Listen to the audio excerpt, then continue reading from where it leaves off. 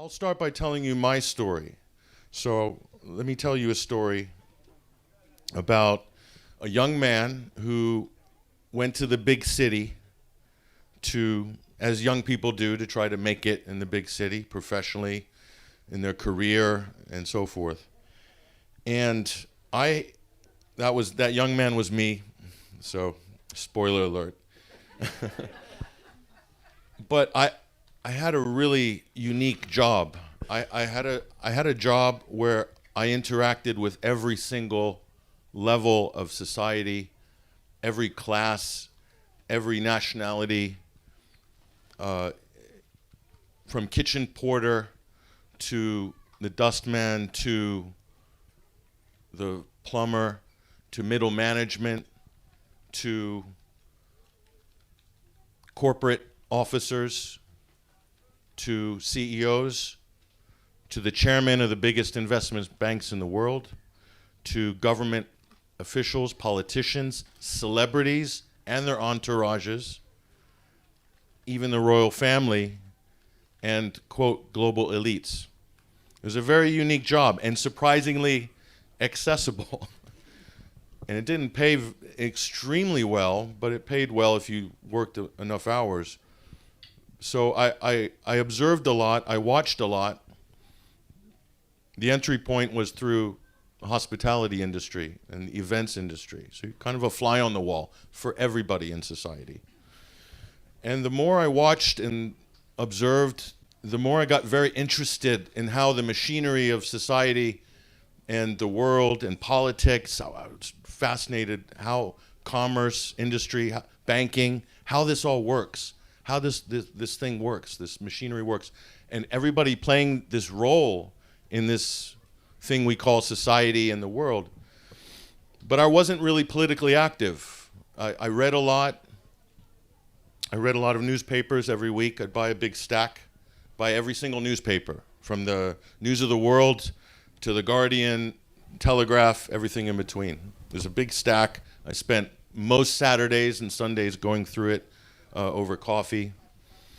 And then a couple of significant global events took place, which had a profound impact on me in the sense that they pulled me in to become more active. I was pulled off the sidelines of watching what was going on and being informed. One of them was the Second Intifada in Palestine. And that was late 90s. And before that, my knowledge of Israel and Palestine, the Middle East, was murky at best, typical American worldview, basically. And then 9/11 happened. And that was also interesting because I was an American in London. So I was removed I was out of the blast zone, if you will, ground zero, not just the World Trade Centers, but ground zero of the propaganda. And the gravitational pull in America in terms of propaganda, war, it's powerful. If those of you who have spent time in that country or been there during a major war, you know what I'm talking about. The indoctrination is really powerful. And I was outside of that for 9/11, so that kind of gave me a little bit of breathing space to look at 9/11 from not a safe distance, but a good enough distance. I remember I was working in Hanover Square in London. I was in the head offices of Condé Nast Publications. I just cycled all the way from Fulham, sweaty, to get to work on time. It was September, obviously, but I remember watching it on the screen in one of the meeting rooms, and I was just like, wow, this is incredible. And there's a lot of events like that. Then the Iraq War happened. And that was, that more than anything, the Palestinian issue I've been active on for 25 years. And it's because of my personal connection with that community. I was living in a place they called the Gaza Strip. It's like half of North End Road in Fulham. They called it the Gaza Strip, all Palestinian. And so they were kind of like my surrogate family, became kind of my surrogate family in certain ways. Very welcoming, even though I was American and even though my government was bombing the hell out of the Middle East, it didn't matter. It didn't matter. But But the Iraq War pulled me off the sidelines. I became more active. And I had a business at the time, so I was able to fund, sponsor, to help produce events, create art, music, campaigns, rallies. So I was plugged into the anti-war movement in a big way, as well as the Palestinian movement, peace movement. So I spending more time doing activism than I was doing my job at some point. And I realized that I really can't be doing this double life. And I started this process of getting out of the rat race. And at that time, blogging was becoming a thing. You remember 2003, 4, and 5. So I started blogging and helping out with documentary films with people I met on these anti-war marches. And then the 2 million or the 1.5 million man march happened in London. And we really, everybody out there thought, wow, this is it. We are going to turn this thing around. We're going to send a message to Tony Blair and George Bush. This is not going to happen. Everyone's out there. Christians, Muslims, Jews, the rabbis were out as well. Everybody came out. The trade unionists, everybody came out. Every single nationality, class, they're all out there marching to stop the war in Iraq. Multiple marches. And what happened? What happened? It didn't stop the war. And there was a real feeling of defeat. It was a real loss. And a lot of people were exasperated by that. But it was that defeat that motivated me to step up, and I realized the power of propaganda. I realized why wasn't this successful? Because the propaganda was so powerful that although we had a certain percentage of the population out on the street, it didn't really have an effect on the political class. And the majority of the population were indifferent, if not believing the whole WMD hoax. So a lot of people got motivated from that. Myself, I realized I needed to be in the counter-propaganda effort. So blogging, journalism. I started a website. I met Brian and Mike at the Edge Media, Edge TV. It was raise your hand if you remember Edge TV. This was on Sky. It was a very dangerous and controversial channel that allowed people to get on that couldn't before. So that's kind of how I got into. I went to art college. I didn't go to journalism school. I went to art college. I was art and design. And later I did my master's in international relations as a mature student in my late 40s, a few years ago at Plymouth University. So the thing people were asking me here and constantly is what are we doing now? And I think this event, other festivals, everything kind of launched out of the COVID lockdown tyranny, if you will. It activated people that weren't red-pilled before, that weren't politically active. And my personal opinion is we won the argument on lockdowns. We won the argument on vaccines. We won the battle. Okay, it was a difficult battle, and many people were injured and suffered during that. But in the end, we won the argument, politically speaking. But what do you do now when the crisis is over? And that's the question a lot of people were asking me last night. What do you do now? How do I get active? How do I make a difference? And I think that's an individual conversation that everybody has. You know, do you want to get involved in do you want to launch a website? Do you want to get more involved in media? Do you want to be a social media activist? All of the above, great. Do you want to be active in your community? Do you just want to stick your middle finger up at the system and give it some of that punk rock energy and big, you know what, to the system? Events like this are an act of protest. There's many of these festivals. You have the Light newspaper. You have UK Column, what we do. These are all great. In your communities, there's plenty of things that people can do. Just the choices you make are an act of protest or a dissident act.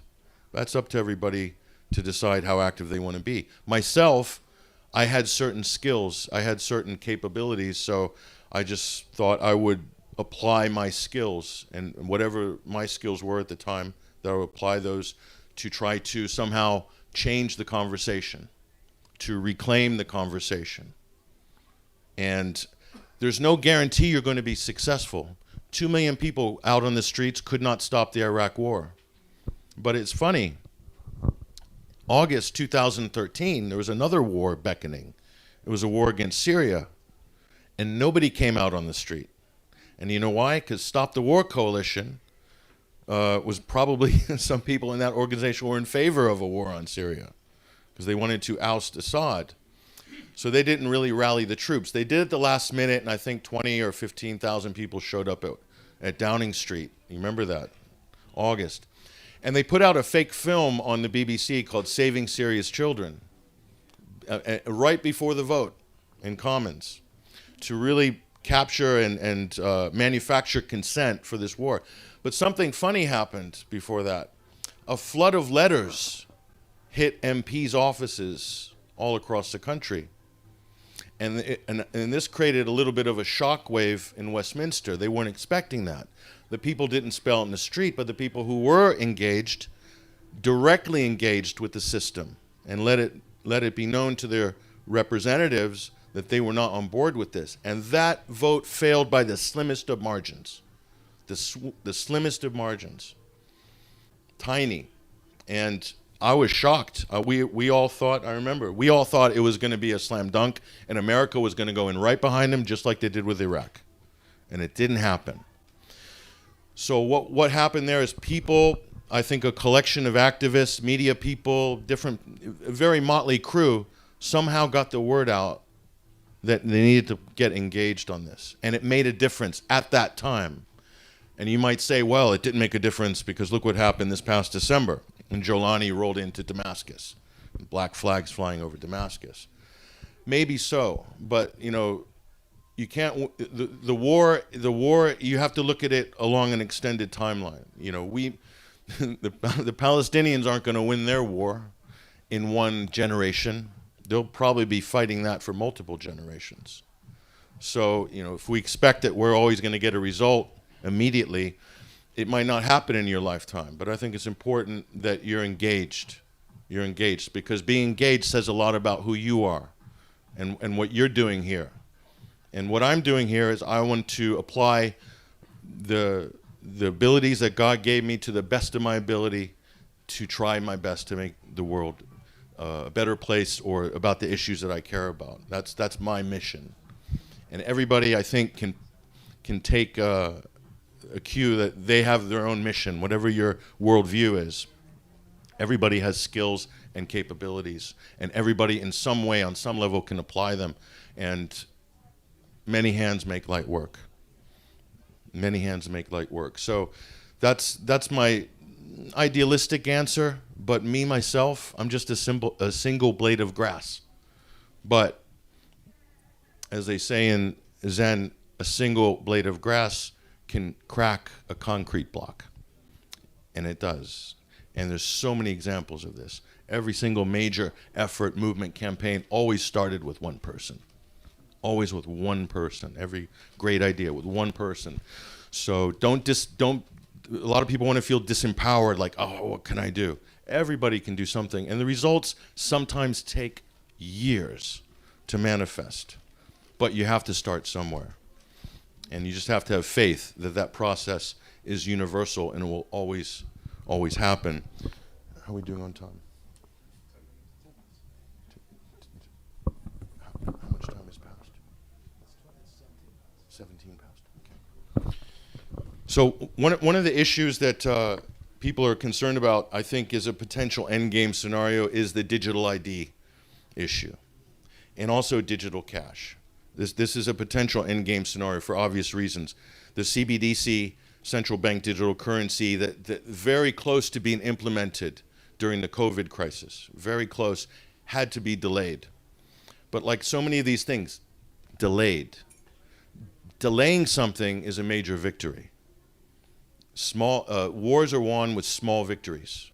Small battles win wars. And to delay the agenda, to delay the establishment agenda is a major victory, especially if it's being done at a grassroots level. But we're living in a kind of crisis economy where these cycles are based on crises. COVID and lockdown is one of those. Now the crisis is over. Some people need to refocus. Some people might not want to be active. That was the issue that they're passionate about, that affected them directly, the vaccine issue, or people lost their businesses during COVID. And that's fine. And some people are still fighting that, still trying to get justice for people who are vaccine injured. And that's also important. What I do is maybe slightly different. My issues are different. My interests are different. My expertise is different.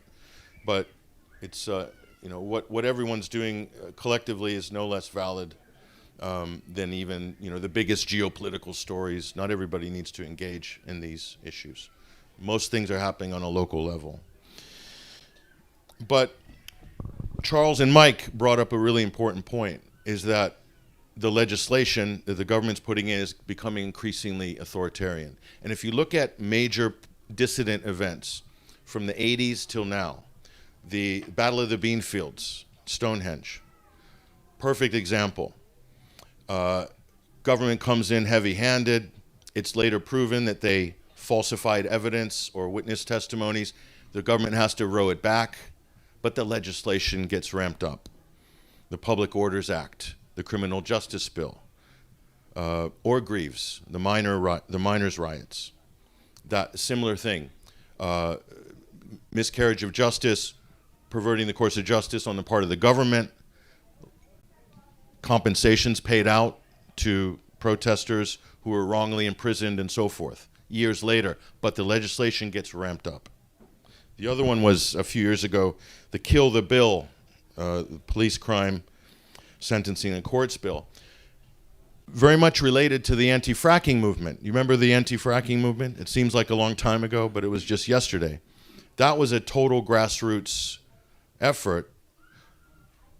A few people drove that movement nationally. One of them we knew very well, Ian R. Crane. Literally one man in the back of a trailer with a few activists holding back the richest man in Britain, the CEO of INEOS. Is it Jim Ratcliffe? Jim Ratcliffe. So what Ian called Jerry activists, people who were retired, who had all the time in the world to commit, a literal handful of people stopped the richest man in Britain from putting drill bits into the ground. It is one of the most successful grassroots activist efforts ever. A relative handful of people. I mean, how is that even possible in this day and age? But that happened. And the government's reaction was to ramp up the legislation, to clamp down on freedom of assembly. The other one is the Palestine Action issue, which is really important. This is the perversion of the Terrorism Act of 2000 to lower the bar for what's considered terrorist activity. And look, I'm not a fan of Just Stop Oil. I don't really agree with the campaign. It's nonsensical in certain ways. But some of those activists just got a 44-month sentence, I think, for 150 pounds worth of damage to a frame of some sign. I don't know what it was.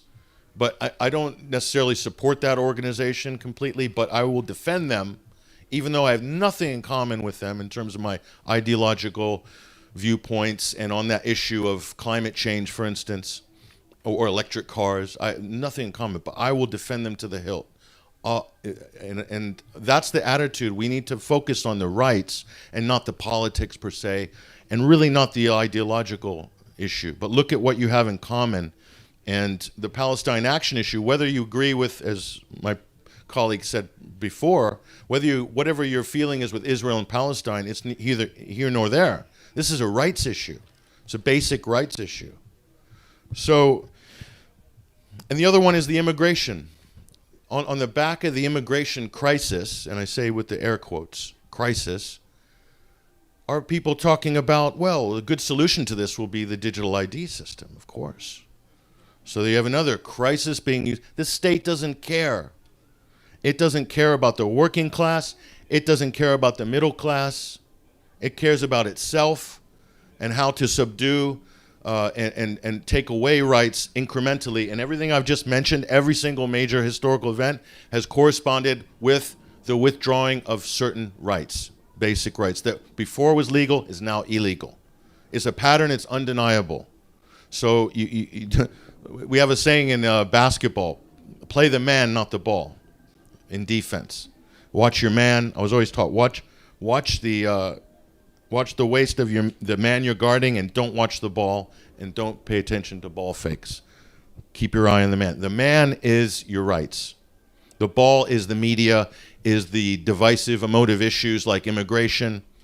They want to get us. The government love when we're fighting each other, or people are fighting people. As long as we're not fighting them, as long as we're not paying attention to Westminster, they absolutely love it. The media will ramp up this issue, and of course they'll be there with the solution. And many people will welcome that solution, unfortunately. So those are a few things I just want to leave with you. And Charles brought up something interesting about the Holocaust education. I just have to add that as a caveat. So in America, just to tell you where that's headed, so I went to primary school and junior high school in America in the late 70s, early 80s. And my 13 years old, year 8 in America, half the year was spent on the Holocaust and reading and talking about Anne Frank's diary. And I went to a state school. And before that, when I was 9 and 10, we had to learn kibbutz songs in choir, Israeli settler songs. This is in Boston, Massachusetts, very liberal. So that's how most Americans, most Americans go to state school, so many Americans will get that mandatory Holocaust education. This is for the last 50 years. So if you look at American politics and people talk about the lobby and why is America so loyal to Israel, the answer is simple. Because you learn from a very young age that Israel is our greatest friend and ally, and we must support them no matter what. So I'll say something controversial now. If they want to make Holocaust education mandatory in British schools, I'm all for that. However, only if they also make, side by side with that, they'll make also mandatory education about Israel's genocide in Gaza. And then the children will get a real education. They will see the irony of history, and they will really learn the historic lesson, that lesson that society and those children really need to learn. I'm all for that. I think that would be great. But not one, needs to be both. That's fine. Or neither. It's either both or it's nothing. But I think that would definitely change the next generation. I think they're changed already. But that's where I would stand on that. So that's all I had to say today on that. But I'm open to talking to people outside the tent, as I normally do. I'm happy to talk. We have a few minutes for a Q&A. Yeah, so we got a few questions from the audience. Be happy to. Any questions? Come on. Someone must have a question. Patrick, just going back to your that point on your schooling, it's completely fascinating. And actually, it does remind me to point out that on the UK Column website, Brian has recently recorded an interview with a British Jewish lady called Lynn Salcedo, and she goes back into her childhood, which was considerably before that, but also the idea of, well, I suppose indoctrination would be the best word. But do you, obviously thinking about that in retrospect is fascinating, do you remember at the time there being any reaction to the way it was taught? No, we were just kids. So whatever our teacher tells us is the way the world is. Yeah. And that's that. And it was just another country. And I think possibly our choir teacher was Jewish. I mean, it's possible. Yeah. I think maybe she was. But yeah, we didn't think anything of it. It's just part of the background of life growing up in America. Yeah. Fascinating. Good. Well done. Hi. You said the next generation had changed. In what way? And can you give examples? Well, I think it's kind of obvious when you look at polling and you look at social media activity. I think it was the former Israeli Prime Minister Naftali Bennett was pulling his hair out because they spent 125 million to put the Israeli narrative on social media after October 7th, and there were more pro-Palestinian posts on TikTok and Instagram by a ratio of 16 to 1. And they didn't spend any money. The kids didn't spend any money. They didn't need orders from head office. But the U.S. and Israel probably collectively have spent, I would say, more than $500 million on seeding narratives and propaganda. So are you just talking about in relation to Israel or other matters such as CBDC, vaccines, changes in the law, rights, censorship, etc.? Well, I think most of what kids will believe, and most people go with what their parents have taught them or showed them, or they'll go by the example of their parents. And if you look at the vaccine numbers for the second and third and fourth jabs, it just tails off and flatlines to a ridiculously low level. So that means most parents, even what we call normies, have abandoned the COVID vaccine and don't believe in it, or at the very least question it. And so their children will, if that's the data for adults, I would say at least the reflection in the kids will be the same. As I said before, we absolutely won the argument on that. There's no doubt about that. The polling shows that. The uptake shows that. So I think, yeah. CBDC's more complicated. That's a good conversation. Kids are so enamored with the convenience of touch payments and and all that. So that's a difficult one because we're from the I mean, I remember what it was like with before mobile phones, and most of us, many of us in here do, and we know what it was like before the internet, before those sort of things. So kids now, younger kids, they don't know what it's like when it was cash only. They don't know what it's like when there were no mobile phones. Before text messaging. That's a tricky conversation. I don't know. It could swing in an interesting way that we can't predict in terms of the attitude, but that's certainly something to be very concerned about, especially looking at Scandinavia. 90% of all transactions are done electronically now. 90% in Sweden specifically. And I think this country is probably not far behind on the curve. So that's a good discussion to have. It's a big discussion, actually, and not an easy one, I'm afraid. So I think the days that we should look at, because you're here, mainly because you're here, is that they don't want to introduce the Holocaust Day, but the most relevant day probably to most people would be contrasting 4th of July celebration and why that happened, and what the British did then, so knowing what colonialism looks like, and then seeing how every empire does the same thing. So whether it's the Romans or it's you guys now or whoever has hegemony of whatever's going to happen next. So people can look at it with one lens and going, you can spot the propaganda because the subdued people have no rights and get all their stuff taken and get killed, and the hegemony is always right. But you can spot it, and if you teach that in school, then you go, okay, well, are we for this or are we not for this? What's your question?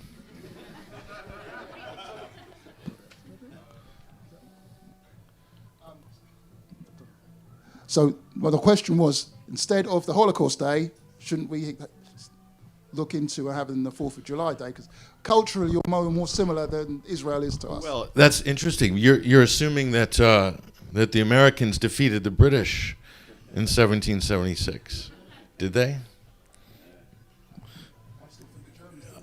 I think what happened was the relationship changed, and think of it like the Anglo-American empire, because that's what it is. It's an Anglo-American-led global hegemon. City of London, Wall Street, Washington, D.C., 3 city-states. Britain's the brains, America's the muscle. America could not do what it does in the world without Britain, and it in many ways benefits from the British colonial network, which is still very much in place. And Britain is more of a Pax Britannia than U.S. is Pax Americana. Britain has more in common with the Roman Empire because of language, legal frameworks, maritime law, shipping and commerce. Those were all British systems, and it was competing with France. Napoleon had his vision of what the legal, Napoleonic law, and that was something they wanted to evangelize around the world, and were unsuccessful. Britain was successful, so America is riding on the back of that as an English language, English-speaking country, and so. You can't separate. I don't think you can really separate the two. There might be some superficial political arguments about Trump and, intelligence services trying the Steele dossier and so forth. But at the end of the day, Britain's always there to whip America into position on foreign policy. They were in Ukraine. They were in Iraq. Skripal, all of these things. They all serve the same ends, which is. And when the Republicans were wavering on Ukraine, they sent Boris Johnson over to crack the whip. And of course, the Americans, when the British come over and do speaking tours or show up at think tanks, and Americans are like, "Oh, the British are here. Oh, great!" They love it. Oh, ex-prime minister, he must be like the cream of the crop. Really, Boris is there with the shirt tail out. It's sad, but it's true. Tony Blair arrives in Washington. They roll out the red carpet. He doesn't get the red carpet here, but he will get it in America. So, but that's kind of how things are rolling, and so Britain's much more vociferously anti-Russian than America is naturally, but the establishment needs Britain to play that role to kick America into touch, and I think that's what Russiagate was about. Because although it demonized Trump and made him into a Russian asset, at the end of the day, it made Trump become more of an anti-Russian president in terms of sanctions, giving lethal aid to the Ukraine before Biden. Trump set the stage for the Ukrainian war. And he says, "Oh, it's not my war. This isn't my war. This is Biden's war. Nothing to do with it. Biden's war. I'm just here to break up the fight." It's total BS. Trump did everything to ramp that war up. Biden took it and made it go live, and now Trump is doing nothing to stop it, quite frankly. There's no change on the ground between Biden and Trump. So you have the political theater on the surface, but below the policy is consistent. So just, again, play the man, not the ball. Yeah, I've been on this journey for quite a while, like most of us. It occurred to me the other day, we're in a fight, obviously, but what we're fighting for, what is the end game of where we're trying to head? Because most of the younger generation want everything like it is. They want progressive, they want multicultural societies, they want, no, not all of us, but we're talking about a large majority of the people don't want what we're trying to hold on to. I think if the agenda is going in a direction that you don't want it to go in, sometimes, to get in front of a juggernaut and stop a juggernaut like this is near impossible, unless you're willing to die for these rights. And if it's a question of dying for your rights or making adjustments in your life, 9,999 people out of 10,000 are going to make adjustments. That's just a fact. But you can build parallel systems. You can do parallel events. You can have parallel communities, and you can do that simultaneously. And you break away civilization, and there are many breakaway civilizations. I'm going to one in a couple of weeks in Serbia, Liberland, It's a sort of self-declared semi-autonomous oblast in Serbia that is populated by anarchists.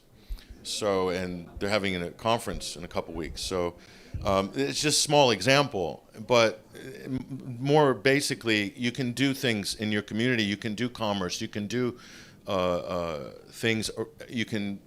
The cash issue is obviously massive for that, but parallel systems, parallel businesses, parallel organizations. UK Com is a parallel civilization next to the mainstream media. It's running parallel, but it's not on the same track at all. And it has a different audience. It has a different way of doing things. Has a different worldview. It's completely different. Two totally separate worlds. So how did that start? With a pamphlet? With a one-page pamphlet? You know? So. Right. What are your thoughts on a man of peace bombing Iran? The man of peace. Are you talking about 47? Donald Trump? Yeah, I mean, the Americans like Mr. Trump, don't they? He wants he's desperate for the Nobel Peace Prize. We all know that. He's made no secret about it. He really wants that bad. And he's going to bomb his way to that prize. I mean, it's I think the theater of it, the vaudeville aspect of it is so crazy. It's like I'll talk about on the news program, but the Nord Stream sabotage. I mean, talk about a vaudeville show.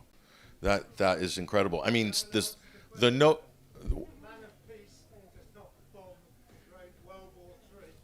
it's because he's not a man of peace.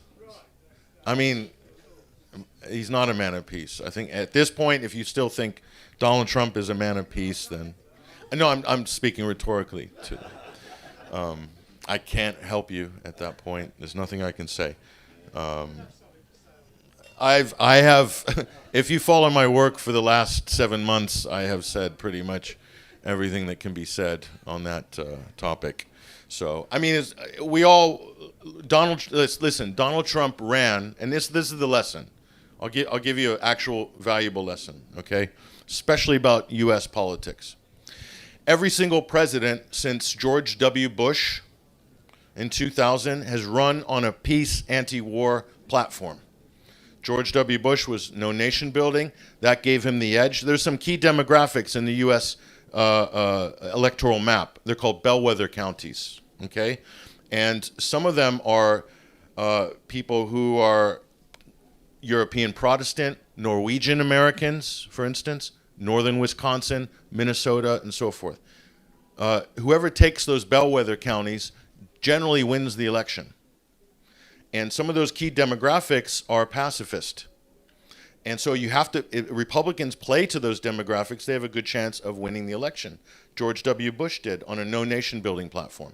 Won. Barack Obama comes in 2008. On day one, I'm going to bring the troops home, he said. And of course, bring them home from Iraq. We don't want our boys over there. So a lot of people are like, yeah, this is awesome. This guy's great. And they all voted for him. He won by a landslide. And did he do that? No. He started 7 new wars in 2 terms. And then Trump comes in 2016. Hillary Clinton, the warmonger. Donald Trump saying, we don't want any wars. We don't want bring them home. Bring them home. I'm going to bring them home.